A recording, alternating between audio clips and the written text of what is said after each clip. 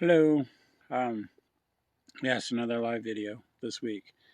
Um, Want to talk to you really quick. Let me put down what I have in my lap here. About, I've been seeing a lot of people post stuff online lately titled, Why? Why do we do what we do? Why do I come online and do these little videos telling you about our garden? Couple reasons, actually. This is one of them. Talked about these the other night. These are cocktail tomatoes called Camparis. Really good, really sweet, awesome with salt on them. And show you something else I harvested today, something I've been talking about. Um, Finally, our pumpkin is right. This is the first pumpkin I've grown full size in this garden and harvested.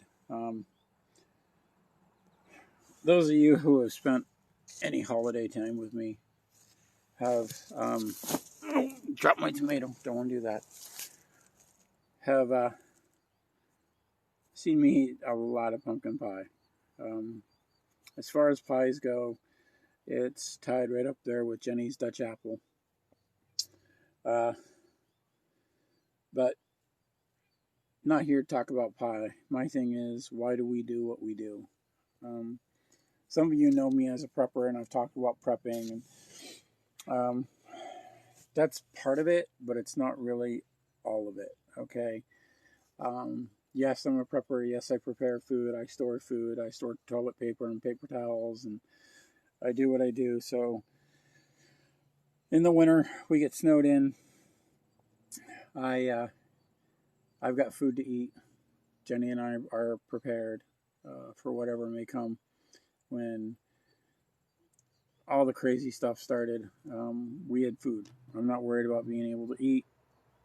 Um, there's enough food in this house to provide, except for our meat substitutes. That's the primary thing we have to buy. If I wanted to make pasta, I could make pastas from scratch. I could make pizza crust from scratch. I could, I could do bread from scratch. We're prepared for any of this. Yeah, I could go to the store. I could buy Campari tomatoes. These I actually got from the IJ initially. Harvested seeds 2 years ago from the ones I bought in the winter. So I was able to get seeds that no other shop had. They're not sold. They're not a very common one. I like them, but yeah, growing a garden is nice. What I really want to talk about is there's two reasons that I do what I do, and two reasons why I love this so much. Jenny got me to build this tomato bed here. This was the first bed we had. If you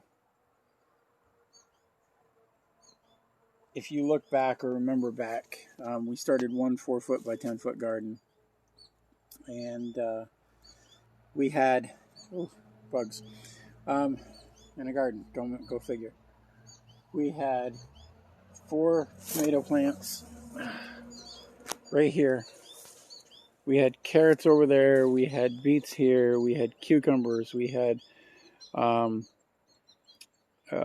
peas over there. We had, a lot here growing in just this one small bed. Didn't do too well. Most people, it would have been, why am I going to keep doing this? Had a lot of didn't know about planting tomatoes, a foot deep. We plant them on the surface like everyone else does. Our beets didn't grow very big. We were in clay soil. Our carrots didn't grow very well. The tops got eaten. We had no fence around it. We had animals in the bed all the time. Peppers didn't do very well. They got really, really tiny bell peppers. But it reminded me of my paternal grandmother who passed away back 11 years ago, July 8, 2009. When I was really little, and I would spend the summers with her.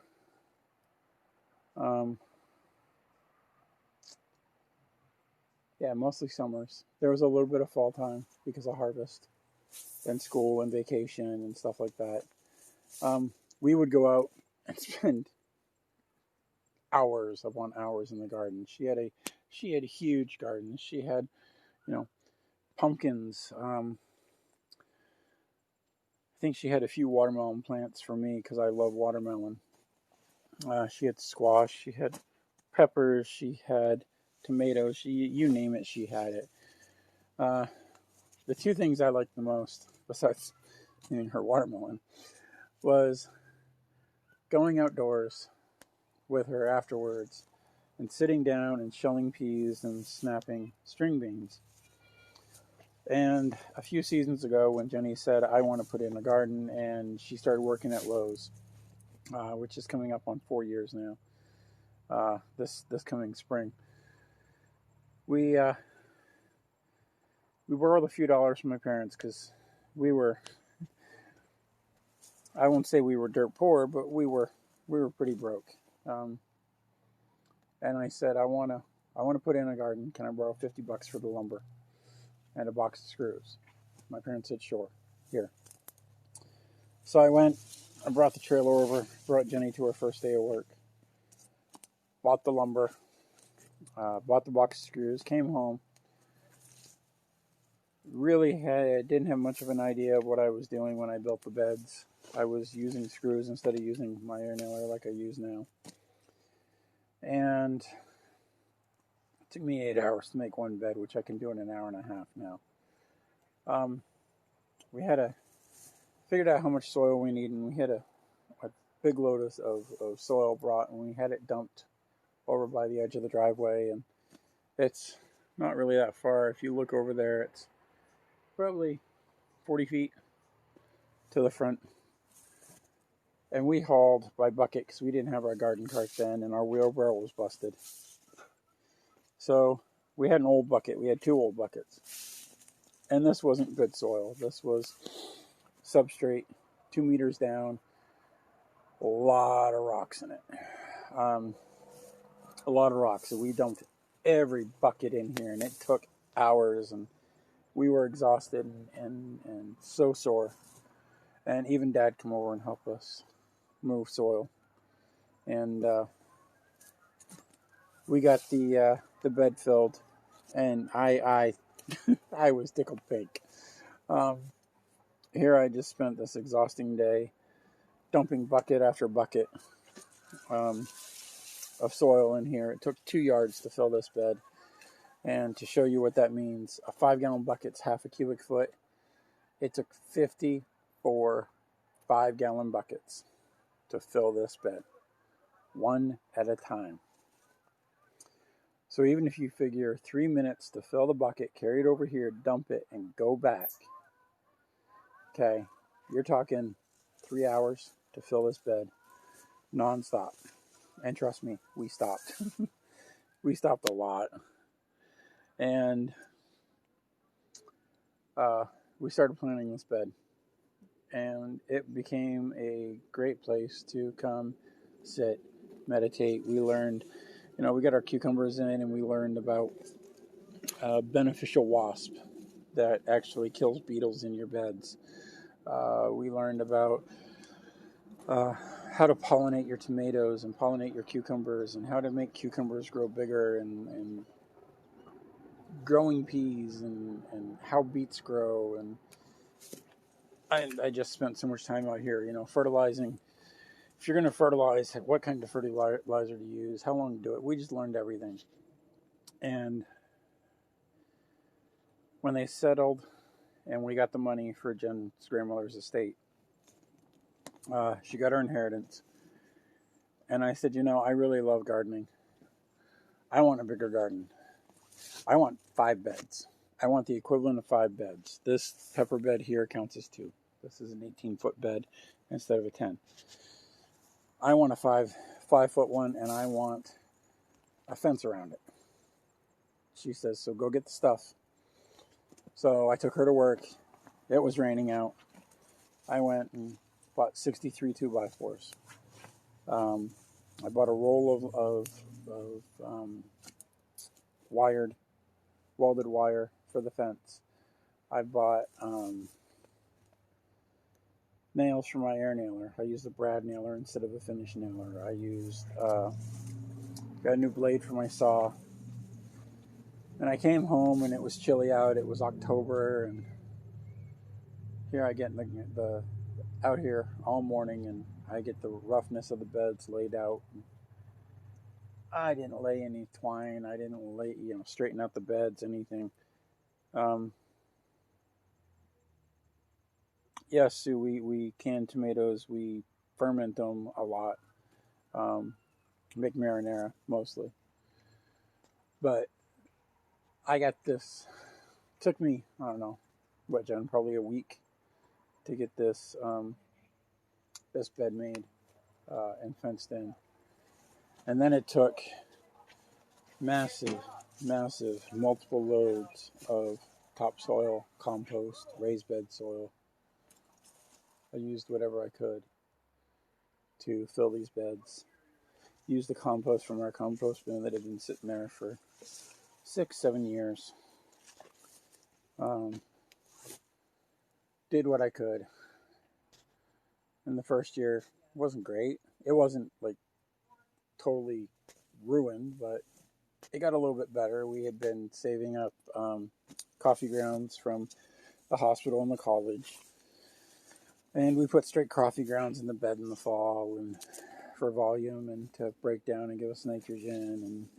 And we planted a few things that didn't grow, but, live and learn. Then we, the next year got a little bit better, and we added a few lights, and we added the, what we call the fairy lights, the ones that are mason jars, these ones here. They light up at night. If I could get it to light. It's not dark enough yet, but... And time went on, and we added another bed for rhubarb, and we added a bed for berries, and we added a bed for flowers, and we added a bed for garlic, and this year we added a bed for cucumbers and corn and onions and cauliflower, and another one for leeks, and 2 beds for the bees for flowers, and 2 beds up the front for the patio for flowers. And we redid our pond, and it just grew and grew and grew, and so every time I'm out here I think of my grandmother. I don't say much about her, but I think of my grandmother who died 11 years ago. And one thing she told me before she passed away, the Christmas before, she told me she was proud of me because I worked really hard in college, and I graduated, and I was her favorite grandson. And when you live most of your life not hearing that people are proud of you, it's really hard to kind of take. And then when she tells you you're her favorite, even though you medical discharge from the military, never finished college your first time through, and took till you were in your 30s, and you start getting a little bit of success, but you're still struggling. You still got that starving artist thing. For your paternal grandmother or any grandmother to say they're proud of you was a huge ordeal for me. And I come out here and I look at the garden and how much we grow and how good everything looks, and just imagine her being here with me and smiling. She's proud that we can grow tomatoes like this, or squash like that, or rare tomatoes, or even one of my favorite pies, pumpkin. So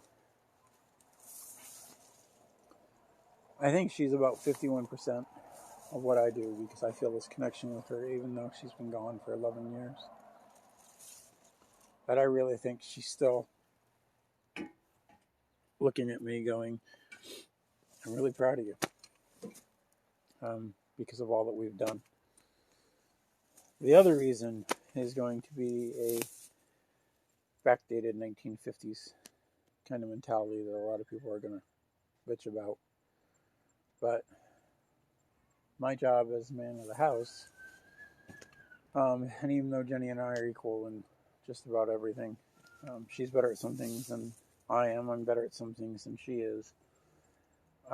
Providing for my family is my number one thing that I expect to be doing. So,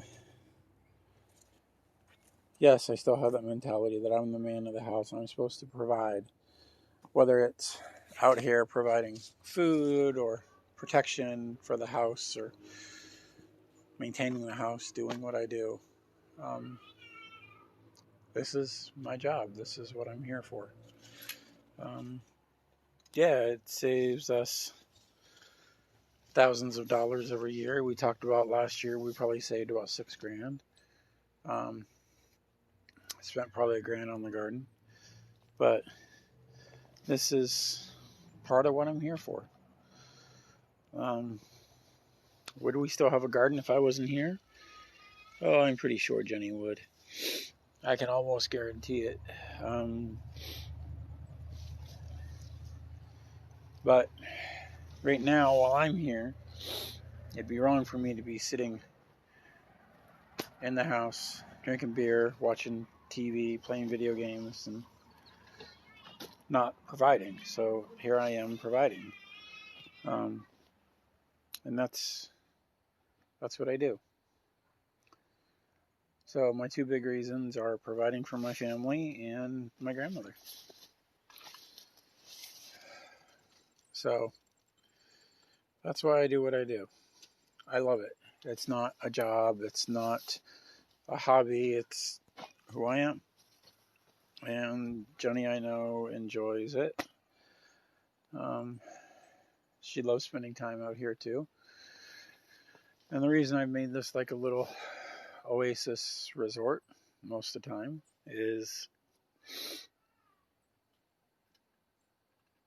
well, I'm proud of it. And if you're not going to be proud of what you do, then why even do it? So, there's my little tidbit. Try not to choke back the tears. I do miss my grandmother a lot.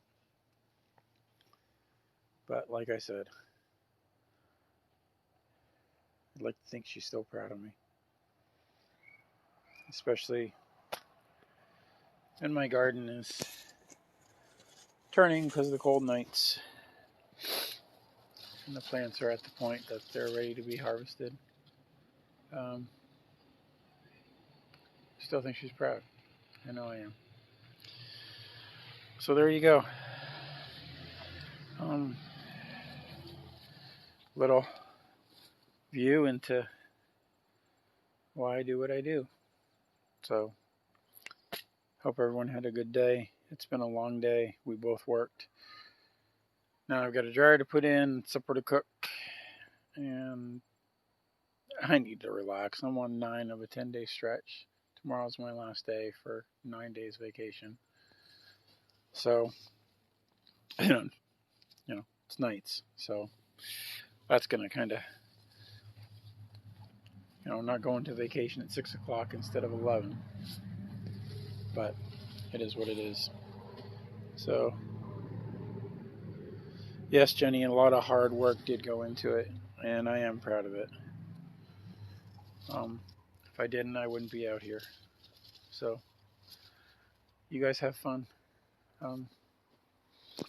Like I said, Tuesday we're going to be taking the bed out, and I'm going to see if I can sweet talk my lovely wife into being on camera with me Tuesday as we pull stuff out and figure out how much we got. So, you guys have a good night, and I will talk to you later. Bye.